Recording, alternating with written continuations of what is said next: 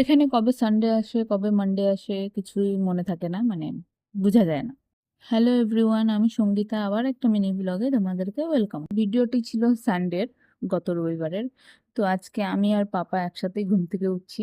তো ঘুম থেকে উঠে ফ্রেশ ট্রেশ হয়ে চা খেয়ে বিছানাটা তুলে নিলাম প্রথমে।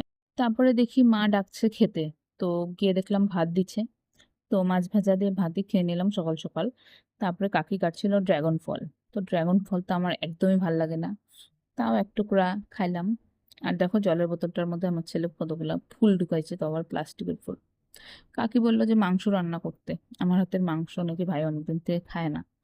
তো আমি তো আমি তো এমনিই রান্না করতে ভালোবাসি, তো করলাম।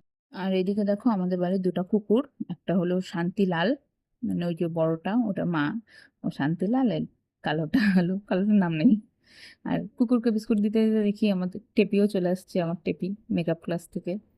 তো যাই হোক, ওকে বললাম যে একটু তাকা, একটা ফটো তুলে ভিডিও করি। ও লজ্জার চোটে তাকাইলো না। আমরা সবাই মিলে খাওয়া দাওয়া করে নিলাম।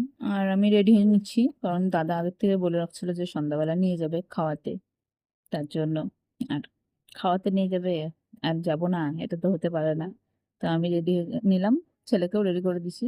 তো প্রথমে দাদা বৌদি আর ছেলেকে দিয়ে আসলো, তারপর আবার এসে আমাকে নিয়ে গেল।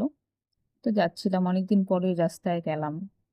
এই যে দাদা, যে টেপি চিন্তা করতেছে কখন খাইতে দিবে কখন খাইতে দিবে, টেপিরা সবুজ হচ্ছে না।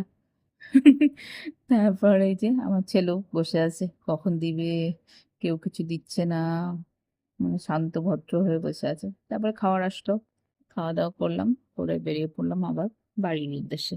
তারপরে আসার সময় আমি আবার একটু বাজারে ঢুকছিলাম, একটা জিনিস নেওয়ার ছিল। ঢুকে দেখি বাজারে একটা দোকানও খোলা নেই। চলো আজকের ব্লগটা এটুকুই, টাটা বাই বাই।